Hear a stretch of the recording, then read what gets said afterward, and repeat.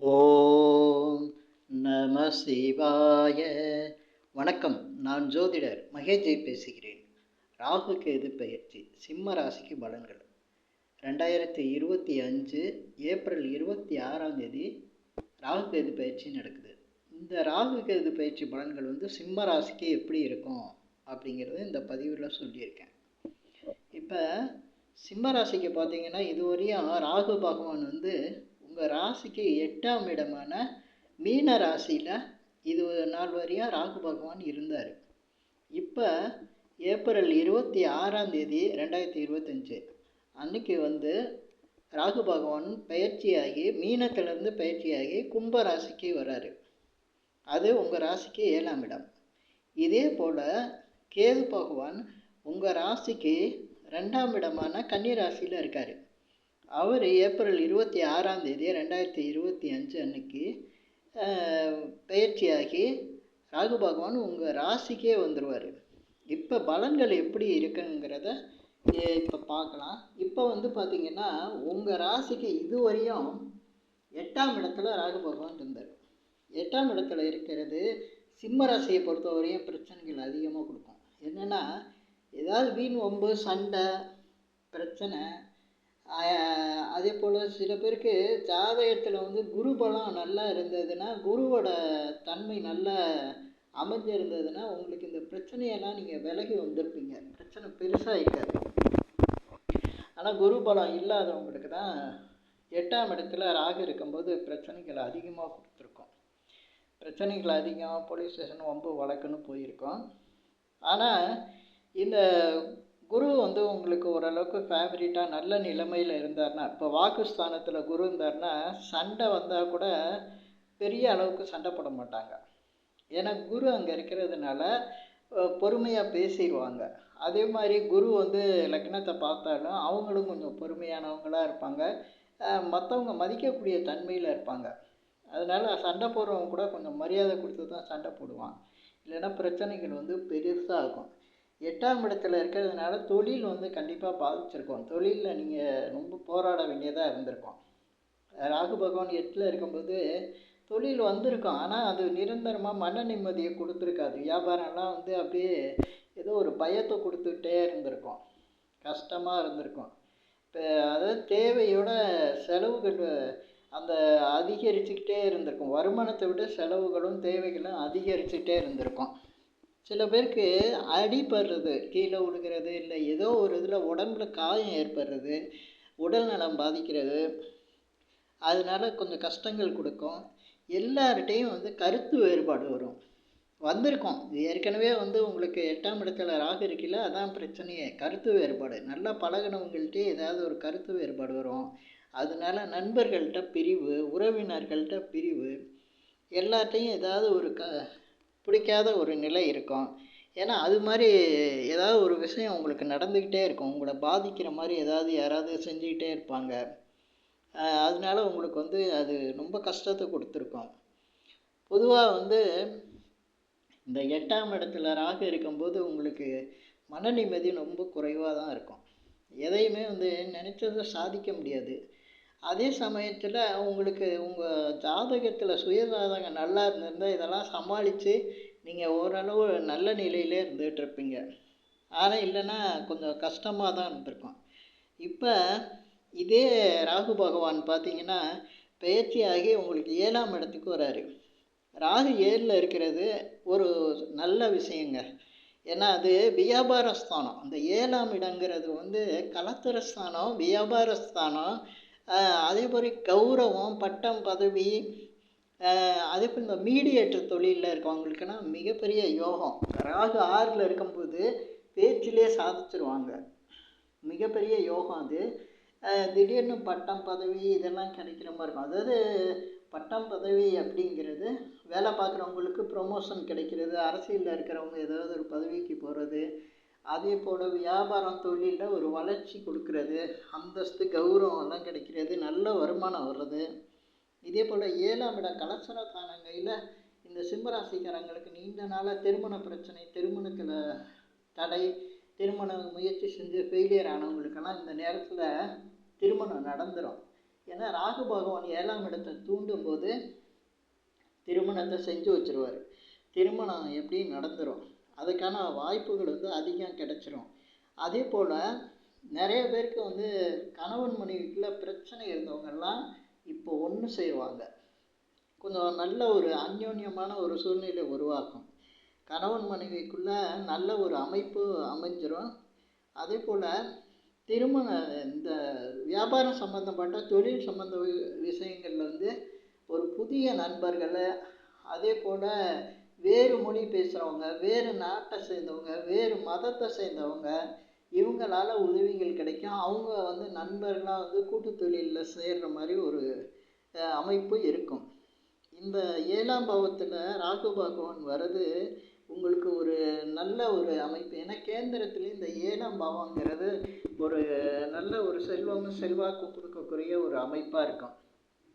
7ஆம் பாவம் நல்லபடியாக அமைஞ்சிட்டாவே நல்லா இருக்கும். பொதுவாக இப்போ பெண்கள்லாம் வந்து கணவனோட ஒரு நல்ல நிலையில் சந்தோஷமாக இருக்கிற மாதிரி இருக்கும்.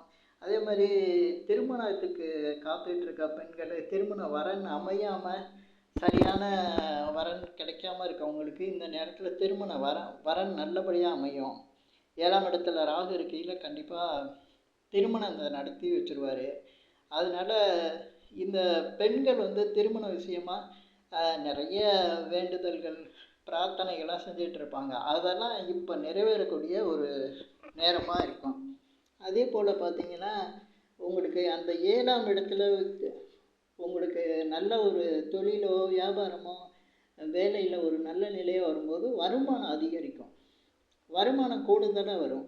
அப்போ வருமானம் கூட வரையில் மற்ற எல்லா விஷயத்தையும் சமாளிக்கக்கூடிய நிலையும், அதே போல் சுகபோகங்களை அனுபவிக்கக்கூடிய நிலையும் உங்களுக்கு உண்டாகும். பொதுவாக உங்களுக்கு அந்த 7ஆம் சிம்மராசிக்கு வந்து இப்போ 7ஆம் இடம்னு சொல்லக்கூடிய கும்பராசி வந்து காலபுருஷனுக்கு 11ஆம் இடமாக வரும். அந்த 11ஆம் இடம் அப்படிங்கையில் நிறைய பேர் வந்து இந்த 2வது திருமணத்துக்கு டைவர்ஸ் ஆனவங்களாம் 2வது திருமணத்துக்கு முயற்சி செஞ்சுவாங்க. அந்த 2வது திருமணம் நடக்கிறதுக்கு 100% வாய்ப்பு இருக்குது. இப்போ அந்த மாதிரி முயற்சிகள் வந்து ஜெயிக்கும். நிறைய பேருக்கு அந்த 2வது திருமணம் சிறப்பாக அமையும். அதே போல் பார்த்திங்கன்னா இந்த 11ஆம் இடங்கிறது லாபஸ்தானம் காலபுருஷனுக்கு. அதனால் உங்களுக்கு இடம், வீடு, வாகனம் இது சம்மந்தப்பட்ட விஷயங்கள் எல்லாமே வந்து வாங்குகிற மாதிரி இருக்கும். ஏற்கனவே எனக்கு வீடு இருக்குது, வீடு தேவையில்லைன்னு நீங்கள் நினைக்கலாம். ஆனால் 2வது வீடு வாங்குகிற மாதிரி இருக்கும். அதே போல் சில பேர் வாகனம் வச்சுருக்கிறது, எனக்கு ஏற்கனவே வாகனம் இருக்குது அப்படின்னாலும் இன்னொரு வாகனம் வாங்குகிற மாதிரி இருக்கும். எதுவுமே 2வது தடவை கிடைக்கிறதுக்கான வாய்ப்புகள் தான் இந்த சிம்ம ராசிக்கு 7ஆம் இடமாக இருக்கக்கூடிய கும்பராசியோட அமைப்பு.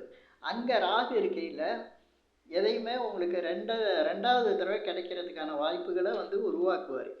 இதே சமயத்தில் கேது பகவான் வந்து உங்களுக்கு கன்னி ராசியில் 2ஆம் இடத்துல இருந்தார்.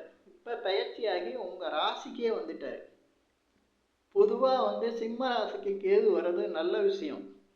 ஏன் அப்படின்னா கேது வந்து சிம்ம ராசியில் இருக்கும்போது அது சூரியனோட வீடு. அதனால் சிவனோட அருள் வந்து உங்களுக்கு அதிகமாக கிடைக்கும். சிவ தரிசனம் வந்து அதிகமாக இருக்கும். நீங்கள் கோயிலுக்கே போகாமல் இருந்தால் கூட இந்த நேரத்தில் சிவன் சம்மந்தப்பட்ட கோயில்களுக்கு நீங்கள் போகிற மாதிரி இருக்கும்.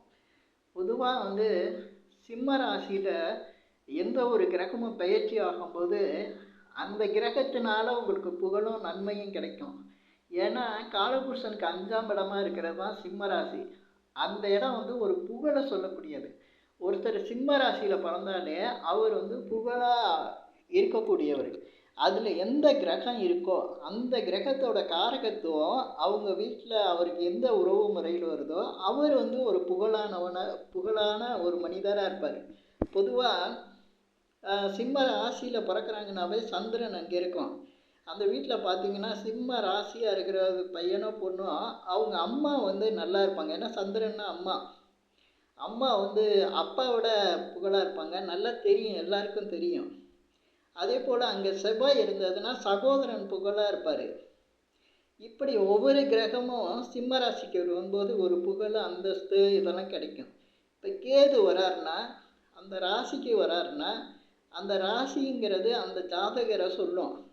அவருக்கு ஆன்மீக சம்மந்தப்பட்ட விஷயங்களில் ஒரு புகழ், அந்தஸ்து, அதனால லாபம், அதே போல் கோயில் சம்மந்தமான விஷயங்களில் அதிகமாக ஈடுபடுறது, குலதெய்வம் கோயிலுக்கு போயிட்டு வர்றது, பூர்வீகம் சம்மந்தமான நல்ல ஒரு அது அவருக்கு நல்ல பலன் கிடைக்கிறது. ஜாதகருக்கு வந்து ஆன்மீக விஷயங்களில் அதீத ஈடுபாடும் அதனால நல்ல பலன்களும் இந்த சிம்ம ராசிக்காரங்களுக்கு இந்த கேது பகவான் வந்து ராசியில் வர்றது ஒரு நல்ல பலனை கொடுக்கும். பொதுவாக வந்து கேது இருக்கிற இடம் கெடுத்துருவார்னு சொல்லுவாங்க.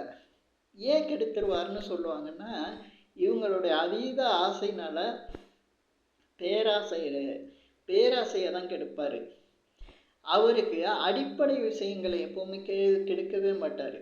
ஏன்னா கேது வந்து எல்லாத்தையும் ஒரு வடிகட்டி அது ஃபில்ட்ரு பண்ணி தான் கொடுக்குறாரு. எது நல்லதோ அதை மட்டும்தான் செய்ய வைக்கிறாரு. அதனால கேது பகவான் வந்து உங்கள் ராசியில் இருக்கும்போது உங்கள் எண்ணங்களே எப்படி இருக்கும்னா, நல்ல நண்பர்களை கூட வச்சுக்குவீங்க, கெட்ட நண்பர்களை விலக்கிடுவீங்க. உங்களுக்கு மனசில் வந்து நல்லது எது படுதோ அதை மட்டும்தான் செய்வீங்க, கெட்ட விஷயங்களை செய்ய மாட்டீங்க. ஏன்னா உங்களை செய்ய விடாது. உங்களை காப்பாற்றக்கூடிய ஒரு கிரகம் தான் கேது பகவான். பொதுவாக கேது வந்து பணத்துக்கு வந்து ஆப்போசிட்டாக இருப்பார், பணத்தை கொடுக்க மாட்டார்னு சொல்லுவாங்க. ஆனால் இந்த கேது வந்து 2ஆம் இடத்துல இருக்கும்போது தான் உங்களுக்கு தன சம்பந்தமான பிரச்சனைகள் வந்திருக்கும். அது கடன் இதெல்லாம். இப்போ கேது வந்து ராசியில் இருக்கும்போது உங்கள் மனசில் வந்து உங்களுக்கு தேவைக்கு போதுமானதுக்கு எல்லாமே வந்து பணம் கிடச்சிக்கிட்டே இருக்கும்.